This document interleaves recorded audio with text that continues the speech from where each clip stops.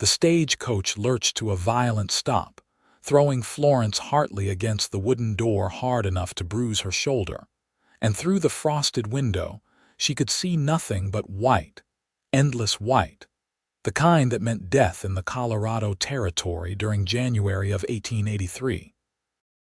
She pressed her gloved hand against the glass, her breath fogging the surface, and felt the cold seeping through every crack in the poorly constructed vehicle. This was not how she had imagined arriving to meet her intended husband, a man she had never seen except in a single faded photograph that showed more shadow than features. "We cannot go forward, miss," the driver shouted from above, his voice barely audible over the howling wind. "The road to Gley is completely buried. We will freeze if we stay here." Florence pulled her woolen cloak tighter around her shoulders and looked at the only other passenger, an elderly woman who had fallen asleep hours ago and now snored softly despite the chaos. The coach rocked violently as wind battered it from all sides, and Florence realized with creeping horror that they were in genuine danger. She had left Philadelphia 3 weeks ago, traveling by train and then stagecoach, all to marry a rancher named Thomas Whitmore, who had advertised for a bride in the Eastern newspapers. He had written letters full of promises about a prosperous ranch, a warm home, and a life of comfort in the growing town of Gley. None of those letters had mentioned blizzards that could bury a person alive. "There is a structure about 200 yards north," the driver called down. "I can see smoke. We must try to reach it or we will die here." The elderly woman woke with a start, her eyes wide with confusion. Florence helped her sit up straight and then pushed open the door, immediately regretting it as snow and wind blasted into the coach with such force she could barely breathe. The driver appeared at the opening, his face red and covered with ice, his eyebrows and mustache completely white. "I will help you both," he said, reaching for the elderly woman first. "We must hurry." Florence watched as he half carried, half dragged her fellow passenger into the storm. Then he returned for her, his movements slower now, his breathing labored. She took his offered hand and stepped down into snow that reached past her knees. The cold was unlike anything she had ever experienced, burning her lungs with each breath, stinging her exposed skin like thousands of tiny knives. She could barely see 3 feet ahead, and the driver had to shout directly into her ear for her to hear him. "Follow me and do not let go of my coat." She grabbed hold of the heavy fabric and trudged forward, each step requiring enormous effort. The snow seemed determined to hold her in place, and her skirts, despite being pinned up for travel, dragged and caught on hidden obstacles beneath the white surface. She lost track of time, focused only on putting one foot in front of the other, on not letting go of the driver's coat, on continuing to breathe despite the burning in her chest. Just when she thought she could not take another step, she saw it. A dark shape emerging from the white, a building of some kind with smoke rising from a chimney. The driver pounded on the door with his fist, again and again, until it finally swung open. A tall figure stood silhouetted against warm golden light, and then strong hands were pulling her inside, guiding her away from the door, helping her to a chair near a roaring fireplace. She collapsed into it, shaking so violently her teeth chattered, unable to form words or even coherent thoughts.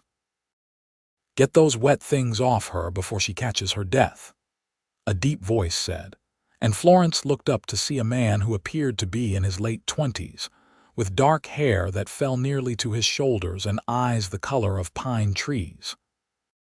He was clean-shaven, which was unusual for the territory, and he wore simple clothing, denim trousers, a wool shirt, and scuffed boots. He moved with quick efficiency, helping the driver with the elderly woman while keeping an eye on Florence. "There are blankets in that chest," he said, pointing to a large wooden trunk against the wall. "And hot coffee on the stove. Help yourselves to whatever you need. This storm is not letting up anytime soon."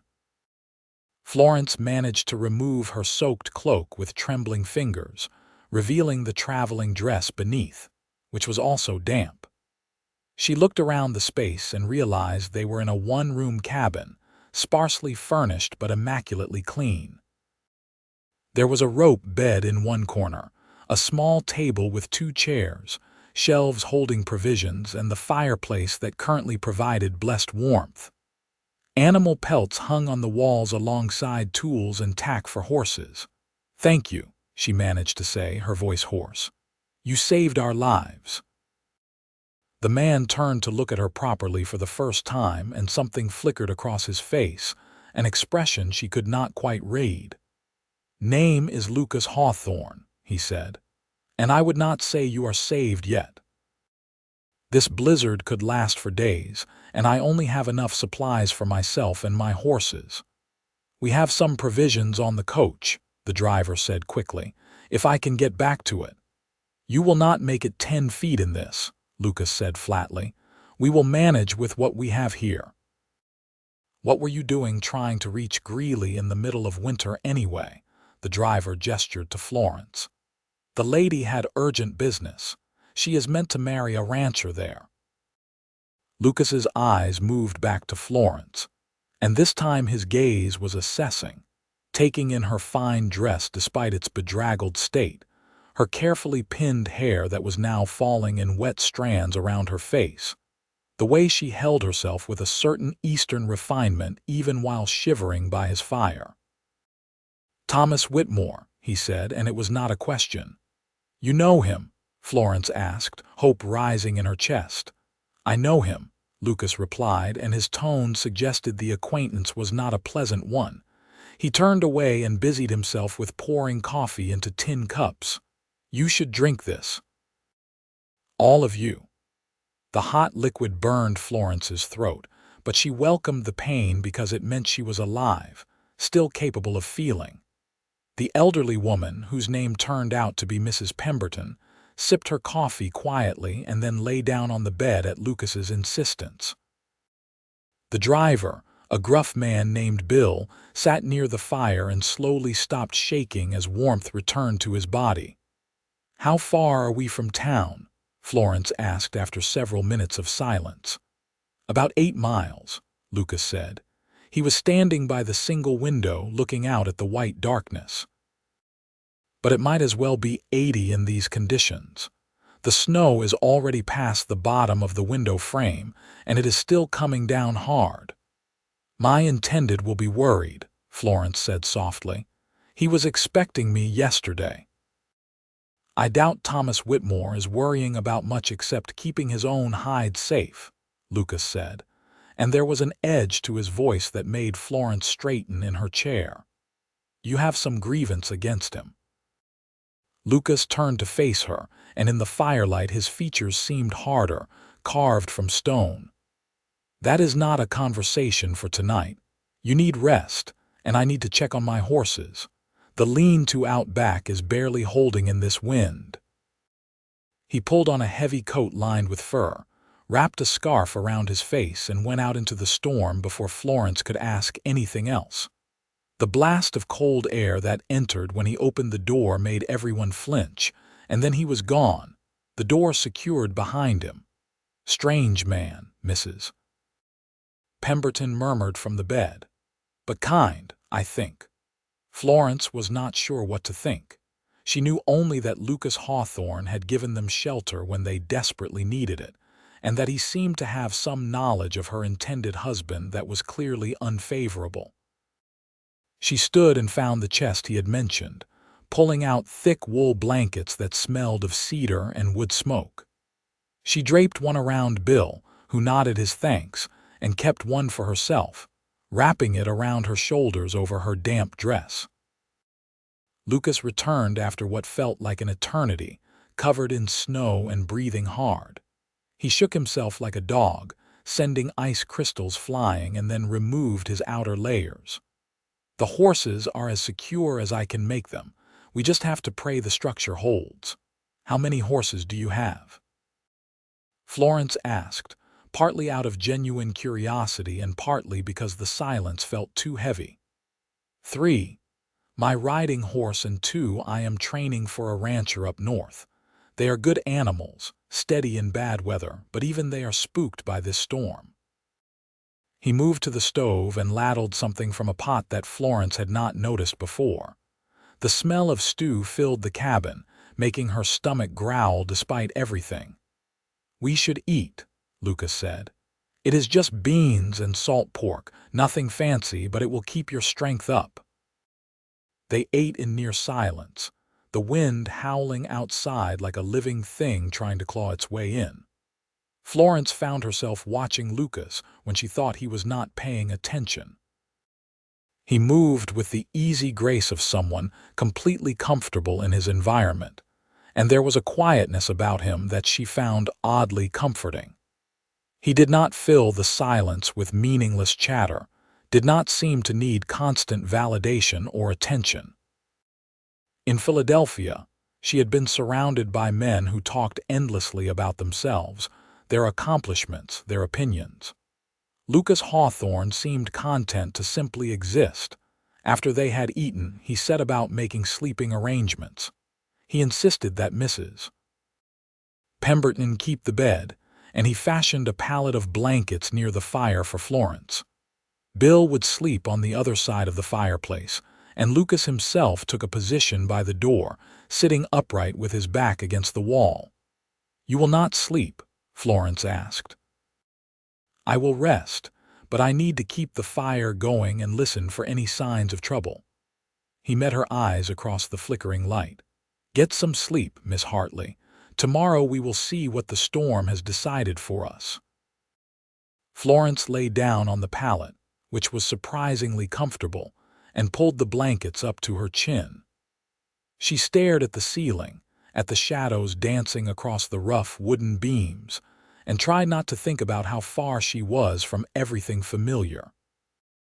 She had left Philadelphia because there was nothing for her there anymore. Her parents had died within 6 months of each other the previous year, leaving her with debts she could not pay and a reputation damaged by her father's financial scandals. When she had seen Thomas Whitmore's advertisement for a bride, she had responded immediately, seeing it as her only chance at a fresh start. Now, lying in a stranger's cabin during a blizzard, she wondered if she had made a terrible mistake. She must have slept because when she opened her eyes again, pale gray light was filtering through the window, though snow still obscured most of the view. The fire was still burning and Lucas was adding more wood to it. He glanced over when he heard her stirring. "Morning. Storm has not let up." Florence sat up slowly, feeling stiff and sore. The cabin was cold despite the fire and her breath came out in visible puffs. Mrs. Pemberton was still sleeping, her gentle snores a comforting sound. Bill was awake, standing by the window and peering out with a worried expression. "I cannot even see the coach anymore," Bill said. "It is completely buried." "When this passes, we will dig it out," Lucas said calmly. He was making coffee again and the smell was heavenly. "For now, we wait." The day passed with agonizing slowness.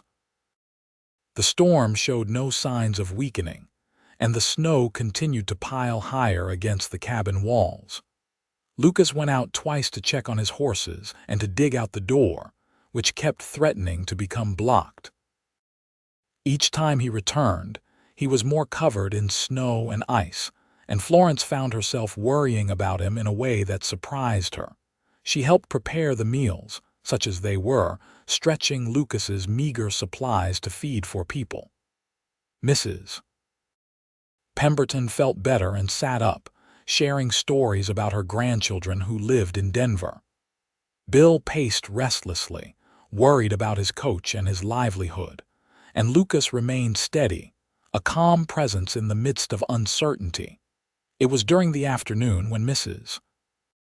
Pemberton and Bill were both napping that Florence finally asked the question that had been gnawing at her. What do you know about Thomas Whitmore? Lucas was whittling a piece of wood, his hands moving with practiced skill. He did not look up when he answered. What do you want to know? The truth. You clearly have some opinion of him.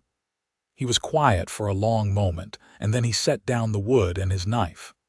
Thomas Whitmore is not a kind man, Miss Hartley. He has had 3 wives already, and each one left under mysterious circumstances. The last one, Mary, she disappeared 2 years ago. Some say she ran off, but there are those who think something darker happened. Florence felt her stomach drop. What are you saying? I am saying you should think carefully before you marry him. Gley is a good town with good people, but Thomas Whitmore is not one of them. He is mean, especially when he drinks, and he drinks often. Lucas's eyes were serious, almost sad. I have seen the bruises, Miss Hartley, on his wives, on his ranch hands. He is not a man I would wish on anyone. Then why did he advertise for a bride? Florence whispered. Because no woman in Gley will have him any more. They all know what he is. Lucas leaned forward, his elbows on his knees. You do not have to go through with it. When the storm clears, I can take you back to the train station. You can return east or go anywhere else. I have nowhere else to go, Florence said, and she hated how defeated she sounded. I used the last of my money for the train fare. I have nothing and no one. That is not true, Lucas said quietly. You have your life, your freedom. Those are worth more than any financial security Thomas Whitmore might offer. Florence wanted to believe him, but the practical part of her mind, the part that had been managing her father's debts and fighting off creditors for the past year, knew that idealism did not put food on the table or a roof over one's head. I cannot just disappear. I made a commitment. He paid for my travel. He paid for the train fare which you took. You do not owe him your life in return. Lucas's voice was firm now, almost angry. Listen to me, Miss Hartley. I have lived in this territory for 10 years. I came here when I was 17, running from my own troubles back in Missouri. I have learned to read people, to know who can be trusted and who cannot. Thomas Whitmore cannot be trusted. And can you be trusted? The question came out before Florence could stop it, and she immediately regretted the challenging tone, but Lucas did not seem offended. Instead, a small smile touched his lips, the first she had seen from him. I suppose you will have to decide that for yourself. But I have never lied to you, and I do not intend to start. The conversation ended there because Bill woke and needed attention, but Florence could not stop thinking about what Lucas had told her. She observed him throughout the rest of the day and into the evening, watching how he rationed the food carefully to make sure everyone got enough, how he gave up his own comfort to ensure the others were warm, how he never complained despite the burden of feeding and housing 3 unexpected guests during a deadly storm. The second night was colder than the first. The wind had picked up even more, and the cabin creaked and groaned under the assault. Florence lay on her pallet, wrapped in every blanket Lucas could spare, and still she shivered. She must have made some sound because suddenly Lucas was there, kneeling beside her. You are freezing, he said, and it was a statement of fact, not a question. I will be fine, she managed through chattering teeth. No, you will not. He disappeared for a moment and then returned with more furs, which he laid over her. Then, after a moment's hesitation, he lay down on top of the covers beside her, his body providing warmth through the layers of fabric between them. This is not improper, he said quietly. This is survival. If you freeze to death because I was worried about appearances, I would never forgive myself. Florence knew she should protest, knew that this was exactly the kind of situation that had ruined many a woman's reputation, but she was so cold and so tired that she simply did not care. And truthfully, there was something deeply comforting about his presence, about the solid warmth of him beside her. She felt herself relaxing, her body slowly warming, her shivers subsiding. "Thank you," she whispered. "Sleep," he replied. She did, and it was the best sleep she had had since leaving Philadelphia. The third day dawned clearer. The wind had finally died down, though snow still fell in lazy spirals. Lucas went outside and was gone for nearly an hour. When he returned, his expression was grim. "The storm has broken, but the snow is deep. It will take time to dig out the coach, and even then I do not know if the road to Gley is passable." He looked at Bill. "We may be here another day or two." Bill groaned but nodded acceptance. Mrs. Pemberton seemed perfectly content, happy to rest in the warm cabin. Florence helped Lucas prepare breakfast, working beside him in the small space.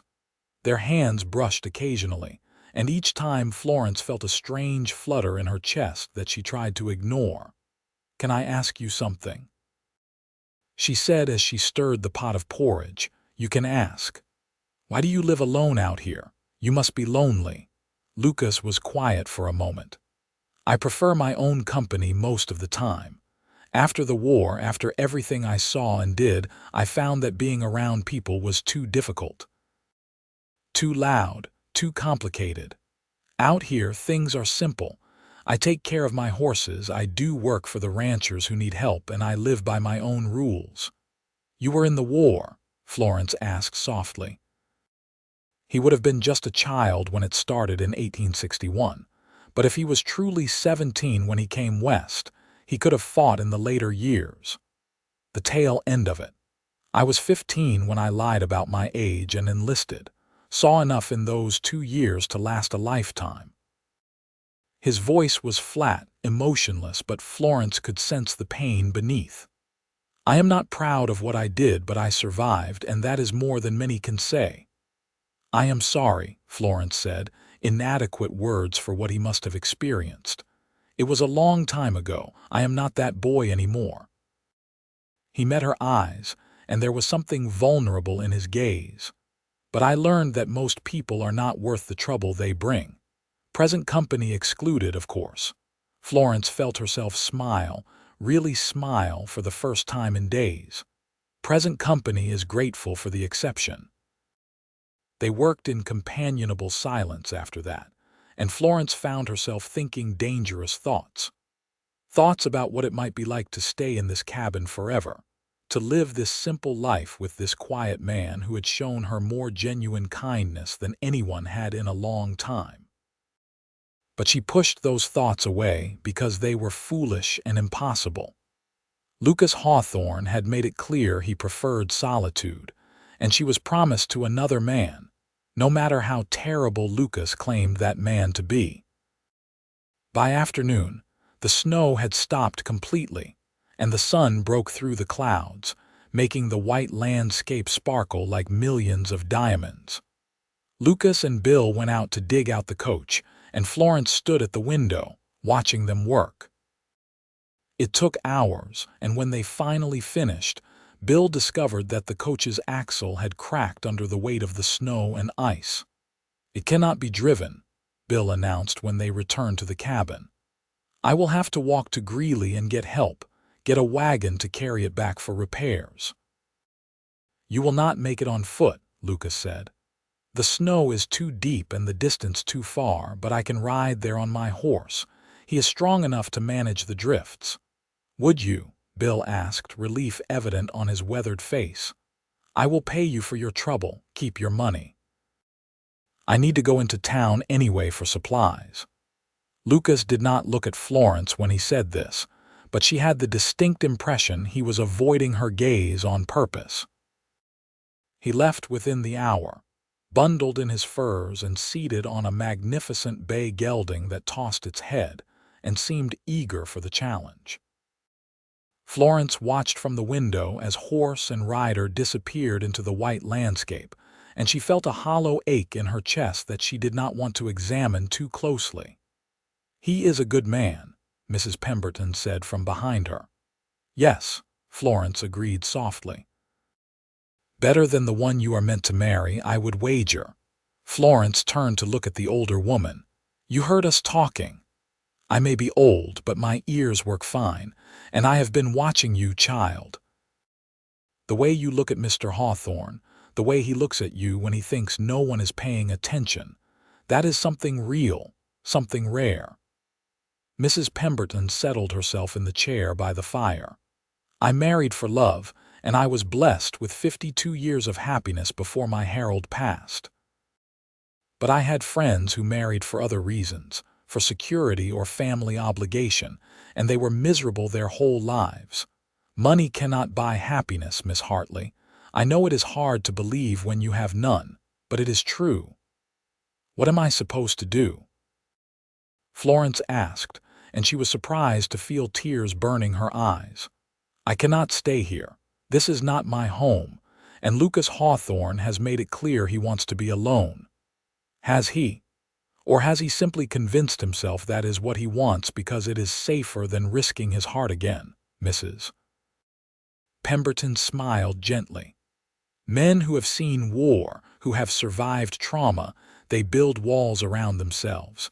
But those walls can be brought down by the right person. Florence did not know how to respond to that, so she simply returned her attention to the window, watching the empty landscape and waiting. Lucas returned as the sun was setting, riding at the head of a small party that included 2 wagons and several men. One of those men was tall and broad-shouldered, with graying hair and a thick beard. Even from a distance, Florence could see the hard set of his jaw, the way he sat his horse like he owned the world. "That is him," she whispered. "That is Thomas Whitmore." The cabin erupted into activity as everyone prepared for the arrival of the rescue party. Bill went outside to talk with the men about the coach.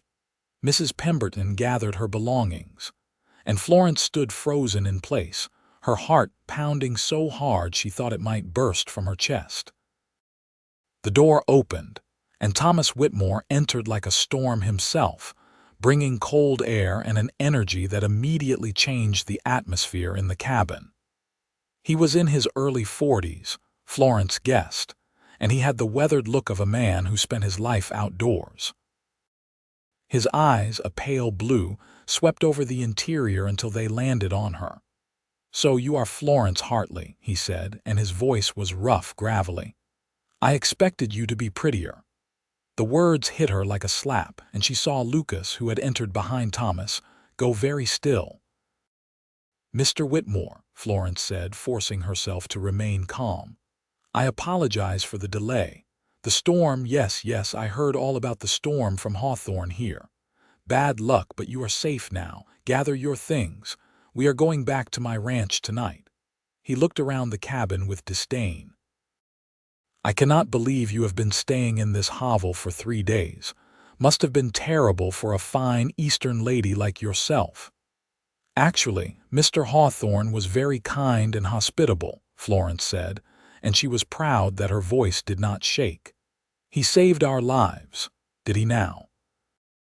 "Well, I suppose even a hermit has his uses." Thomas laughed, but there was no humor in it. "Come on, then. Daylight is wasting.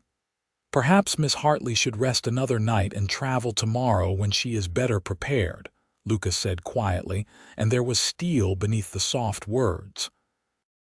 Thomas turned to face him, and the temperature in the room seemed to drop 10 degrees. "Perhaps you should mind your own business, Hawthorne. The lady is my intended bride, which makes her my concern, not yours. She is a human being, Whitmore, which makes her everyone's concern when she is being treated poorly." For a moment, Florence thought Thomas might actually strike Lucas. His hand moved to his belt, where a gun hung in a worn holster, and his face flushed dark red.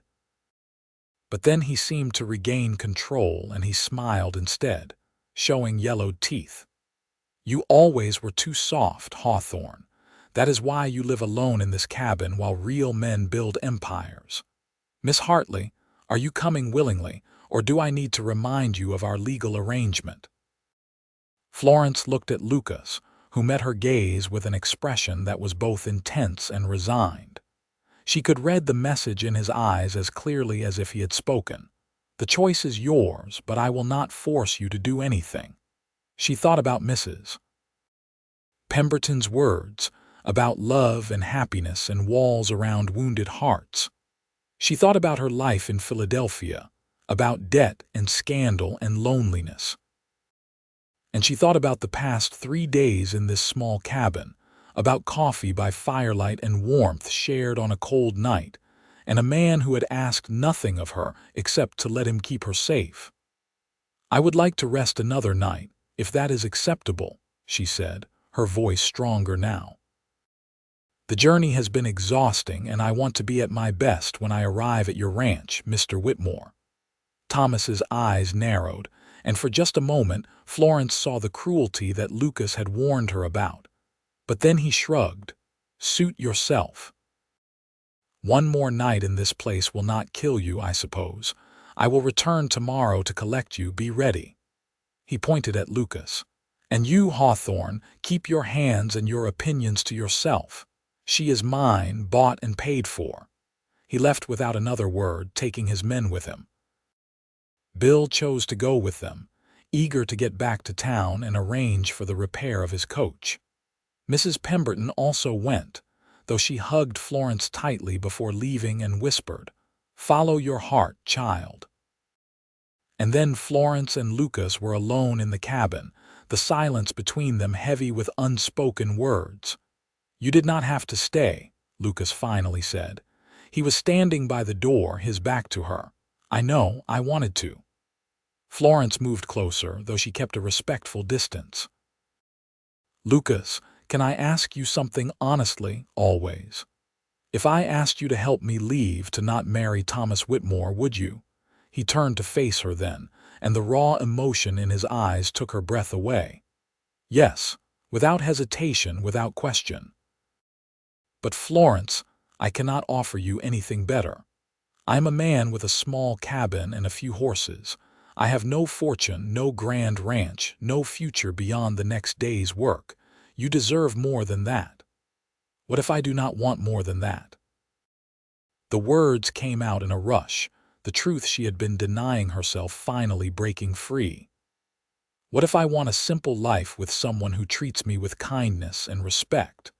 What if I want to wake up every morning knowing I am safe, that I am valued not for what I can provide but for who I am?" Lucas closed the distance between them in 3 long strides, and then his hands were on her shoulders, his eyes searching hers. "You barely know me. 3 days is not enough time to make a decision that will affect your entire life. Then give me more time. Give me weeks, months, whatever I need to be sure. Just do not make me go to him tomorrow, Lucas, please." She reached up and placed her hand on his chest, feeling the rapid beat of his heart beneath her palm. "I am not asking you to marry me. I am not asking for promises or commitments. I am just asking you to help me escape a situation that terrifies me. He will come after you. Men like Thomas Whitmore do not let go easily, especially when their pride is involved. Let him come. We will face it together." Florence did not know where this bravery was coming from, but now that she had started speaking, she could not seem to stop. "I have spent my entire life doing what was expected of me, what was proper and safe. And where did it get me? Alone, penniless, and nearly married to a monster.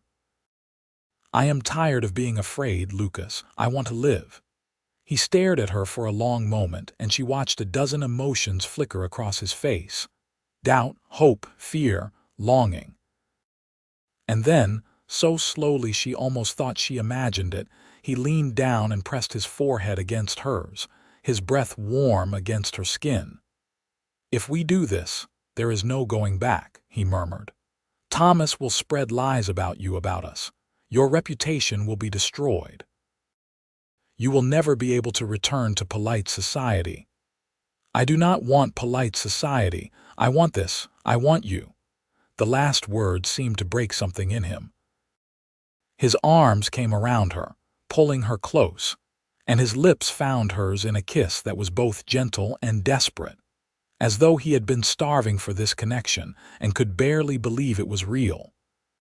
Florence kissed him back with equal fervor, her hands fisting in his shirt, her entire body coming alive in ways she had never experienced. This was nothing like the chaste pecks she had exchanged with suitors in Philadelphia. This was fire and need and something deeper, something that felt like coming home. When they finally broke apart, both breathing hard, Lucas rested his cheek against the top of her head. "We leave before dawn," he said quietly. "I know a place in the mountains, a valley where a friend of mine has a homestead. We can go there until we figure out what to do next. What about your cabin, your horses?" "I will take the horses with us, and the cabin will be here when I return. If I return." He pulled back enough to look at her. "Are you absolutely certain about this, Florence? Once we leave, once we run, there is no undoing it." She thought about the question, really thought about it, examining her feelings and her motivations. Was she running toward Lucas or away from Thomas? Was this love or desperation? But as she looked into his eyes, green as the pine forests and full of a vulnerability he was finally allowing her to see, she knew the answer. "I am certain," she said. They spent the rest of the evening preparing for their departure. Lucas gathered provisions, packed saddlebags, and checked his horse's tack. Florence changed into the most practical clothing she had, which was still not particularly practical for mountain travel, and Lucas found her a pair of trousers and a heavy coat that had belonged to his younger brother before he died of fever years ago. Wearing men's clothing felt strange and slightly scandalous, but Florence had to admit the freedom of movement was extraordinary. They did not sleep that night, too aware of each other and of the enormity of what they were about to do. Instead, they sat by the fire and talked, really talked, sharing their histories and their fears and their hopes.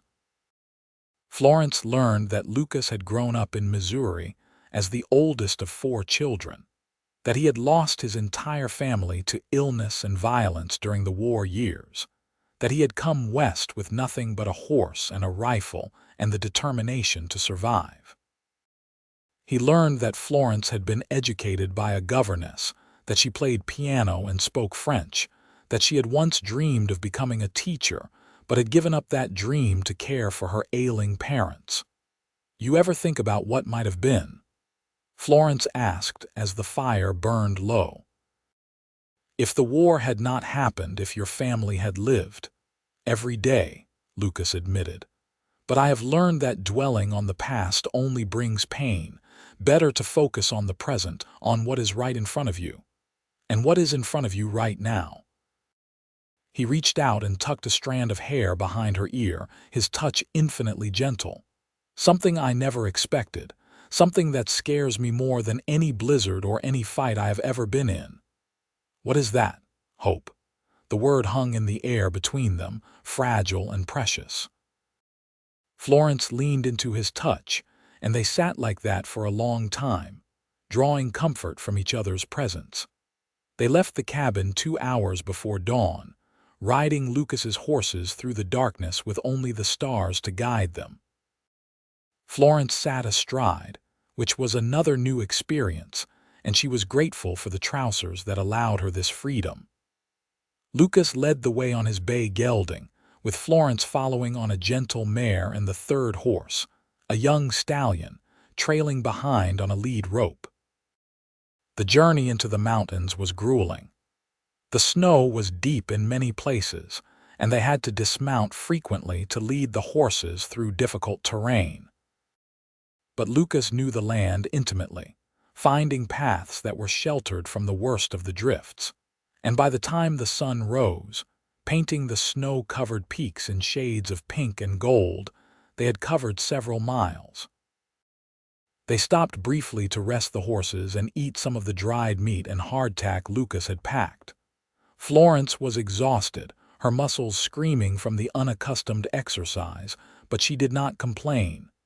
This had been her choice, and she would see it through. "How much farther?" she asked. "Another 6 hours, maybe 7. The valley is well hidden, which is good for us. Thomas will not find it easily, if at all."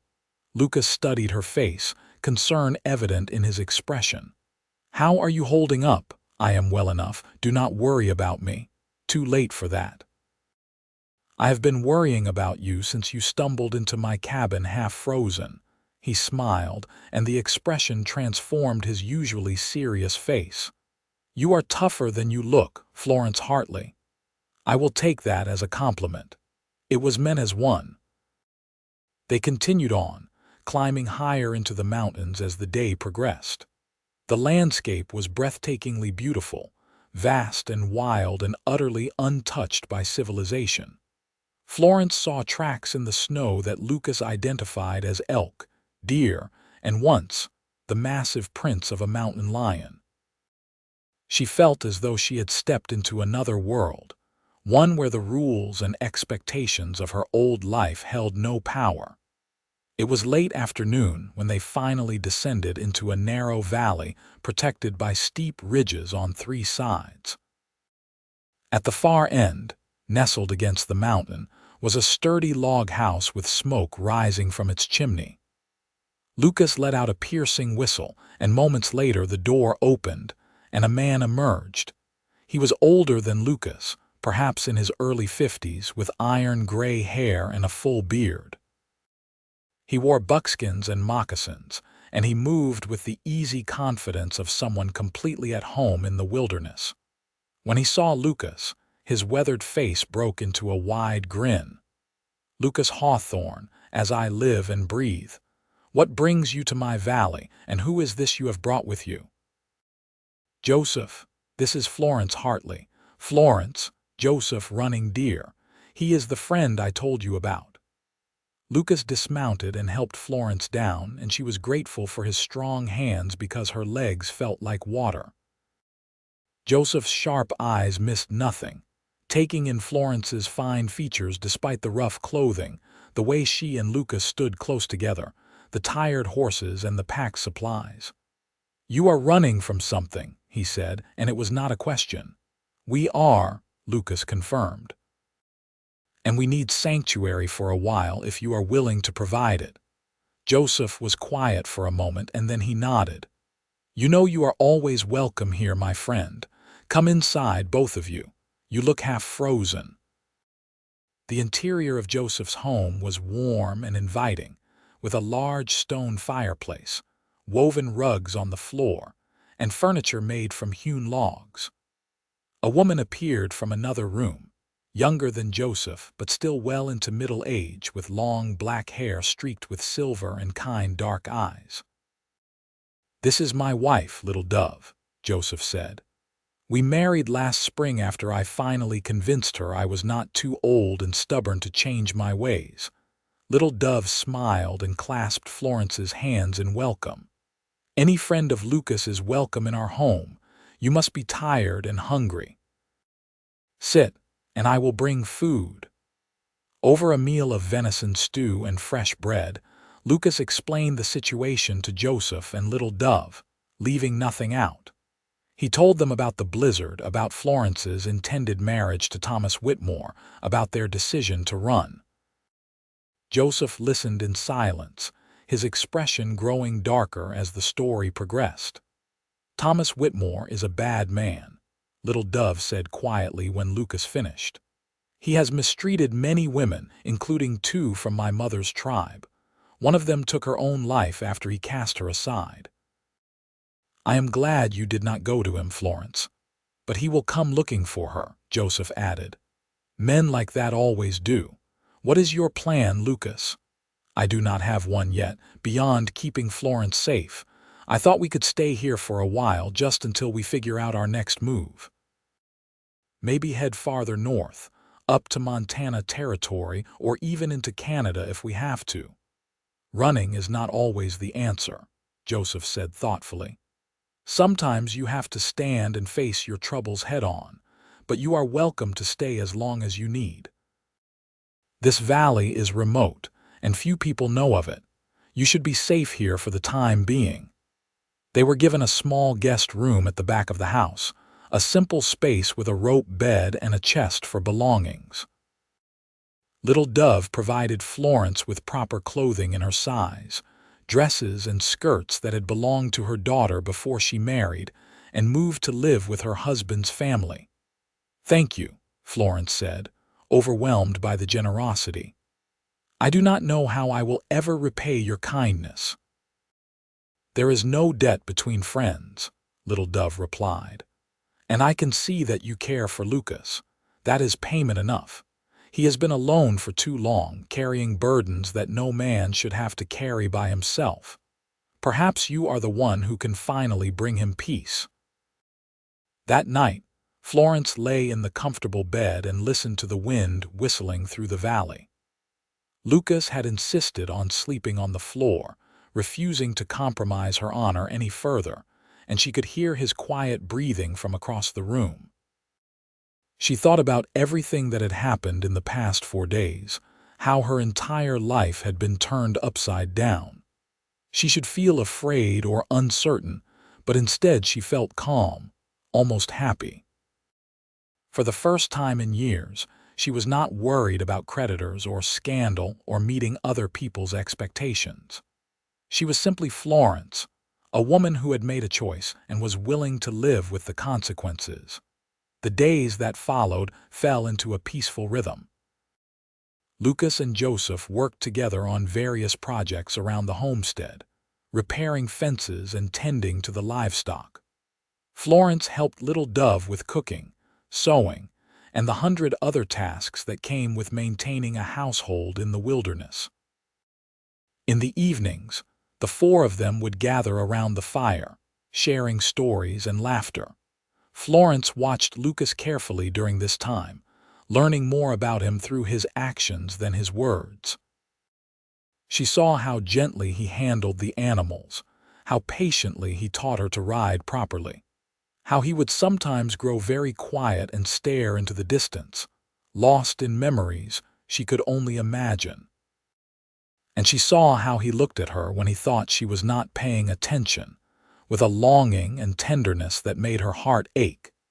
It was nearly 2 weeks after their arrival that Joseph returned from a trip to a nearby trading post with troubling news. He waited until after supper to share it, his expression grave. "Thomas Whitmore has been asking questions. He went to your cabin, Lucas, and found it empty. Now he is offering a reward for information about your whereabouts. He is telling people that you kidnapped Florence, that you are holding her against her will." Florence felt her stomach clench with fear. "That is not true. I came willingly. He knows that. Truth does not matter to men like Thomas Whitmore. What matters is control, and you took away his control when you chose to leave." Joseph looked at Lucas. "You need to decide what you are going to do. You cannot hide here forever, and eventually someone will talk. The reward money is substantial." Lucas stood and walked to the window, his shoulders tense. "I will not let him hurt her. I will do whatever it takes to keep her safe. Even if it means killing him," Joseph asked quietly. "If it comes to that, yes." Florence rose and went to Lucas, placing her hand on his arm. "No. I will not let you become a murderer because of me. There has to be another way." "What other way?" "He will never stop looking, never stop trying to reclaim what he thinks belongs to him. The only way to end this is to end him." Lucas turned to face her, and she could see the anguish in his eyes. "I know what I am saying, Florence. I know what it means to take a life. I did it during the war, and I have lived with that weight ever since, but I would do it again if it meant keeping you safe." "No," Florence said firmly. "Listen to me, Lucas. If you kill Thomas Whitmore, even in my defense, you will be hunted. You will hang. And I cannot live with that. I cannot be the reason you die." "Then what do you suggest?" Florence thought for a moment, an idea forming in her mind. It was risky, possibly foolish, but it might be their only chance. "What if we go to the law? What if we tell the authorities in Gley the truth about Thomas, about his previous wives, about everything he has done?" "They will not believe us," Lucas said. Thomas is wealthy and influential. We are nobody. But there are others who know the truth. His ranch hands, the women in town who have seen the bruises. If enough people speak up, the law will have to listen. Florence looked at Joseph and Little Dove. You said one of your wife's relatives was hurt by him. Would she be willing to testify? Little Dove shook her head sadly. She died, remember, by her own hand after what he did to her. But there are records, surely. Someone must have written down what happened. The tribal elders might have records, Joseph said slowly. And there are others who could speak against him. It would be dangerous, but it might work. They spent the next several hours planning, working out the details of their strategy. They would need to gather witnesses, compile evidence, and present it to the sheriff in Gley. It would require Florence to return to town, to face Thomas Whitmore one final time, and the thought terrified her. But it was the only way to end this that did not result in bloodshed or a life spent running. I will be with you every step of the way, Lucas promised as they finally retired for the night. And if anything goes wrong, if Thomas tries to hurt you, I will end him. Law or no law, Florence took his hand, lacing their fingers together. It will not come to that. We will make this work. He pulled her close, wrapping his arms around her, and for a moment they simply stood there, drawing strength from each other. I love you, Lucas said quietly, and it was the first time he had spoken the words aloud. I know it is too soon. I know we have not known each other long enough, but I cannot keep it inside any longer. I love you, Florence Hartley, and I will love you until the day I die. Tears sprang to Florence's eyes, but they were tears of joy, not sorrow. I love you too. I think I have loved you since you pulled me into your cabin and gave me your warmth and your protection. You saved my life in more ways than one, Lucas Hawthorne. He kissed her then, a kiss that was both promise and prayer, and Florence knew with absolute certainty that whatever happened next, they would face it together. The journey back to Gley took 3 days. Joseph came with them, as did Little Dove, who wanted to speak to her mother's people about testifying against Thomas. They traveled carefully, avoiding the main roads, camping in hidden valleys at night. As they drew closer to the town, Florence felt her anxiety growing, but Lucas's steady presence kept her grounded. They arrived in Gley on a cold, clear morning in mid-February. The town was larger than Florence had imagined, with a main street lined with shops and businesses, a church with a white steeple, and rows of houses spreading out toward the surrounding farmland. Lucas led them to a small hotel on the edge of town, where they took rooms and prepared for what was to come. I will go to the sheriff first, Joseph said. I know him, and he is a fair man. If I explain the situation, he will at least agree to listen. While Joseph was gone, Florence changed into one of the dresses Little Dove had given her, wanting to look respectable when she faced the authorities. Lucas paced the small room like a caged animal, his hand frequently moving to the gun at his hip. Stop worrying, Florence said gently. Everything will be fine. You cannot know that. No, but I can believe it. And right now, belief is all we have. Joseph returned within the hour, accompanied by a middle-aged man with a silver star pinned to his vest. Sheriff William Morrison had kind eyes and a no-nonsense demeanor, and he listened carefully as Florence told her story, starting with her response to Thomas Whitmore's advertisement, and ending with her flight into the mountains with Lucas. That is quite a tale, Miss Hartley, the sheriff said when she finished. And I do not doubt your sincerity, but you must understand that Thomas Whitmore is a prominent citizen of this town.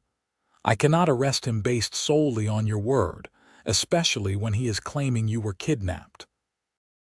Then let us provide you with more than just her word, Lucas said. He produced a letter, one he had written over the past few days, detailing everything he knew about Thomas's treatment of his previous wives. Talk to the people named here. Ask them what they saw. Sheriff Morrison took the letter and read it slowly, his expression growing more troubled with each line. If even half of this is true, Thomas Whitmore deserves to hang. But gathering evidence will take time, and in the meantime, he is still demanding your return, Miss Hartley. I will not go back to him, Florence said firmly. I would rather die. Let us hope it does not come to that. The sheriff stood. I will begin my investigation immediately. In the meantime, I suggest you stay out of sight. Thomas has men watching the hotel and the main roads. If he finds you, I cannot guarantee your safety. They followed his advice, remaining in their rooms for the next 2 days while Sheriff Morrison did his work. Lucas barely slept, constantly alert for any sign of danger. Florence tried to occupy herself with reading and sewing, but she could not focus on anything for long. The waiting was agony. On the 3rd day, there was a knock at the door. Lucas drew his gun and positioned himself between Florence and the entrance. "Who is it, Sheriff Morrison? I have news." Lucas opened the door cautiously, and the sheriff entered, his face grave but not without hope. "I have spoken to 15 people over the past 2 days. Ranch hands who worked for Thomas Whitmore, shopkeepers who saw his wives with bruises, a doctor who treated one of them for broken ribs. And I spoke with the tribal elders who shared their records of what happened to the woman who killed herself. The evidence is overwhelming." "What does this mean?" Florence asked, hardly daring to hope. "It means I am going to arrest Thomas Whitmore for assault and suspicion of murder in the disappearance of his 3rd wife, Mary. It also means that your marriage contract with him is void, as he obtained it under false pretenses." Sheriff Morrison looked at Florence with something like admiration. "You did a brave thing, Miss Hartley, speaking up like this. Many women in your position would have simply accepted their fate." "I had help," Florence said, glancing at Lucas. "I could not have done it alone. Even so." The sheriff turned to Lucas. "As for the kidnapping charges, I am declaring them baseless. Miss Hartley clearly came with you of her own free will. However, I must warn you that Thomas will not go quietly. He has friends and money, and he will fight this arrest with everything he has." "Let him try," Lucas said grimly. The arrest happened that afternoon. Sheriff Morrison, along with 3 deputies, rode out to Thomas Whitmore's ranch and took him into custody. Thomas raged and threatened, swearing vengeance on everyone involved, but the lawmen held firm. He was locked in the town jail to await trial. Florence should have felt relief, but instead she felt oddly empty. The past month had been so filled with drama and danger that this sudden resolution seemed almost anticlimactic. She stood at the hotel window, watching the street below, and wondered what came next. Lucas came up behind her, his arms sliding around her waist. "It is over," he murmured against her hair. "Is it? The sheriff said Thomas has money and friends. What if he finds a way to escape justice? Then we will deal with it. But for now, Florence, we are free. We can go anywhere, do anything. We can have a life together if that is what you want." She turned in his arms to face him. "Is that what you want, more than anything? I know I do not have much to offer. My cabin is small, my prospects limited. But I can promise you honesty and fidelity and love for as long as I live." Florence reached up and cupped his face in her hands. "That is everything I want. I do not need a grand ranch or fine things, Lucas.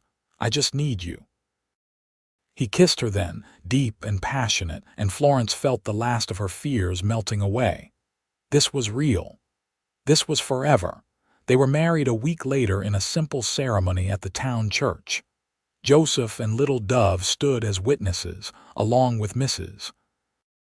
Pemberton, who had heard about Florence's troubles and came to show her support. Sheriff Morrison attended as well, pleased that his investigation had resulted in justice.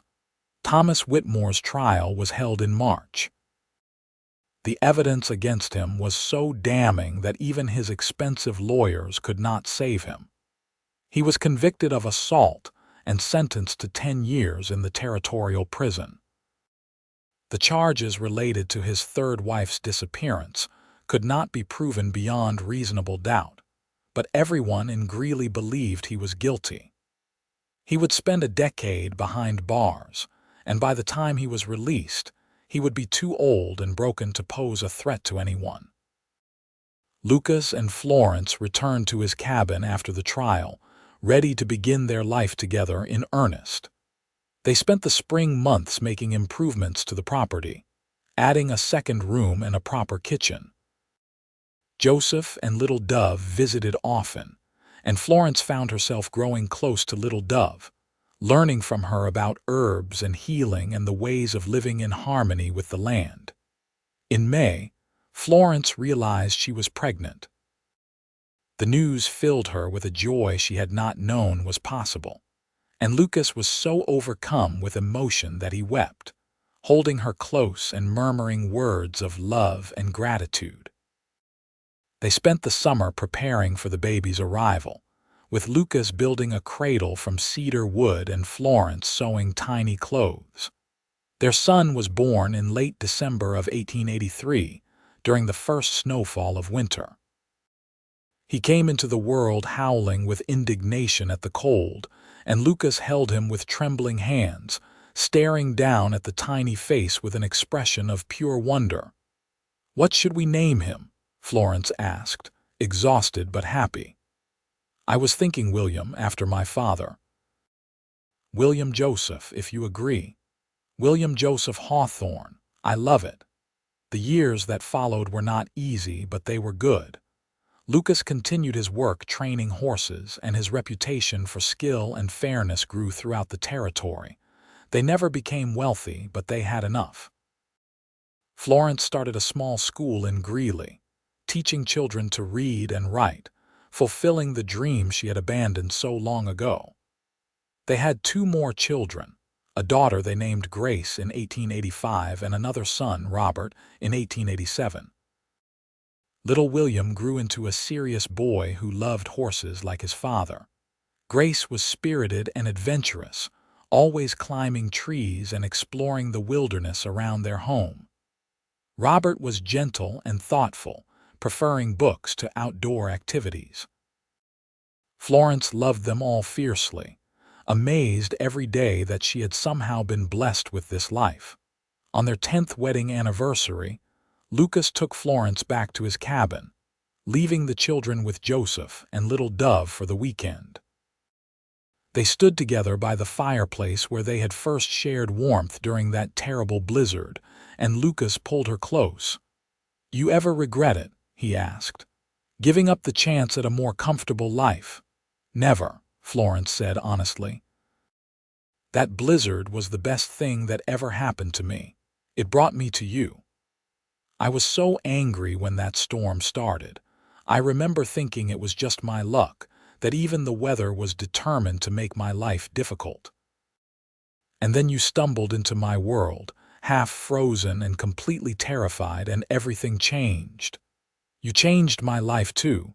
You showed me what real kindness looked like, what real love felt like. You gave me a home and a family and a purpose." Florence smiled up at him. "I was supposed to be an unwanted bride, Lucas, but you declared I was wanted here, and you made it true every single day." "You have always been wanted," Lucas said fiercely. "From that first moment, even though I tried to fight it, I wanted you. Your strength, your courage, your heart. You are the best thing that ever happened to me, Florence Hawthorne." They made love that night by the fireplace, with the same passion and tenderness they had shared on their wedding night and every night since. And when Florence woke the next morning, wrapped in Lucas's arms, she thought about how strange and wonderful life could be. She had boarded a stagecoach in January of 1883, heading toward a marriage she dreaded, and had ended up finding the greatest love she could have imagined. The children grew, as children do. William became a skilled horseman and eventually started his own ranch north of Gley. Grace married a doctor and moved to Denver, where she worked tirelessly for women's rights and education. Robert became a teacher like his mother, opening a school for immigrant children in the growing city. Florence and Lucas grew old together, their love deepening with each passing year. They weathered droughts and harsh winters, celebrated births and mourned deaths, always facing life's challenges as a team. Lucas's hair turned silver, and Florence's face acquired laugh lines around her eyes and mouth. They moved more slowly, tired more easily, but the fire between them never dimmed. On a cold January morning in 1923, exactly 40 years after the blizzard that had changed everything, Florence woke to find Lucas standing by the window of their cabin, looking out at fresh snow falling across the landscape. "What are you thinking about?" she asked, rising and going to stand beside him. "About how lucky I am. 40 years, Florence. We have had 40 years together and it still does not feel like enough." "It will never be enough," she agreed, leaning her head on his shoulder. "I could live 1,000 years and still want more time with you." He wrapped his arm around her waist, and they stood together in comfortable silence, watching the snow fall. Their children were grown and successful, their grandchildren numerous and beloved. The cabin had been expanded several times and was now a comfortable home filled with memories and love. And through it all, through every joy and every sorrow, they had had each other. "You remember what I said to you that first morning after the storm broke?" Lucas asked. "You said a lot of things. I said that being around people was too difficult after the war, that I preferred solitude. But you changed that, Florence. You taught me that letting someone in, risking my heart, was worth the fear. You made me whole again." Florence turned to face him, taking both his hands in hers. "We made each other whole. That is what love does. It takes two broken people and helps them heal together." "I love you," Lucas said, as he had said countless times over the past 40 years. "I love you more than life itself." "And I love you," Florence replied. "My cowboy who declared I was wanted here. You were right, Lucas. I was wanted. I am wanted. I will always be wanted because I am yours and you are mine." They kissed, a gentle press of lips that held all the promise and passion of their first kiss, and all the tenderness and knowing of 4 decades together. Outside, the snow continued to fall, blanketing the Colorado landscape in white, just as it had on that fateful day in 1883 when a frightened young woman had stumbled into a lonely cowboy's cabin and found her home. The years continued to pass with gentle grace. Lucas and Florence eventually built a larger house closer to town, though they kept the original cabin as a retreat where they could escape when the world felt too crowded. They became pillars of the Gley community, respected for their kindness and generosity. Florence's school grew, eventually becoming an official institution supported by the town council. Lucas trained horses until he was well into his 70s, finally retiring when his joints protested too loudly. Their grandchildren came to visit often, filling the house with noise and laughter. Lucas would sit by the fire and tell them stories about the old days, about blizzards and rescues and brave choices. Florence would bake cookies and teach the girls to sew while the boys learned to whittle from their grandfather. The family gatherings were loud and chaotic and perfect. In the spring of 1928, Florence fell ill with pneumonia. She was 70 years old, and despite the doctor's best efforts, she grew weaker each day. Lucas never left her side, holding her hand and talking to her even when she could no longer respond. Their children gathered around her bed, along with grandchildren and even a few great-grandchildren who had recently been born. "I am not afraid," Florence whispered to Lucas during a rare moment of clarity. "I've had a beautiful life, and I have loved you with everything in me. That is enough." "It will never be enough," Lucas said, echoing the words from 5 years earlier. "But if you must go, then I will follow soon. I cannot imagine this world without you in it. You must stay for the children, for the grandchildren. They need you. They need us both." Florence smiled, that same radiant smile that had captivated him from the beginning. "Then I will wait for you wherever I am going, and when you arrive, we will have eternity together." She died peacefully that night, surrounded by the family she and Lucas had built together. Lucas held her hand until the very end, and when she took her last breath, something vital seemed to leave him as well. He lived for 3 more years, long enough to see 2 more great-grandchildren born, long enough to finish the memoir he had been writing about his life with Florence. But everyone could see that he was merely marking time, waiting for the moment when he could join his beloved wife. That moment came in January of 1931, during a snowstorm that reminded everyone of the blizzard that had brought Lucas and Florence together 48 years earlier. Lucas died in his sleep peacefully, with a smile on his face as though he could already see Florence waiting for him. They were buried side by side in the Gley cemetery, under a shared headstone that read, "Lucas and Florence Hawthorne. 2 souls united by a blizzard, bound by love, together forever." Their children and grandchildren continued to tell their story, about the unwanted bride who found her true home with a lonely cowboy, about how a terrible storm had brought them together, and how nothing, not even death, could truly part them. The cabin where they had fallen in love was preserved and eventually donated to the town as a historical site, a testament to the power of choosing love over fear, of taking risks for the sake of happiness.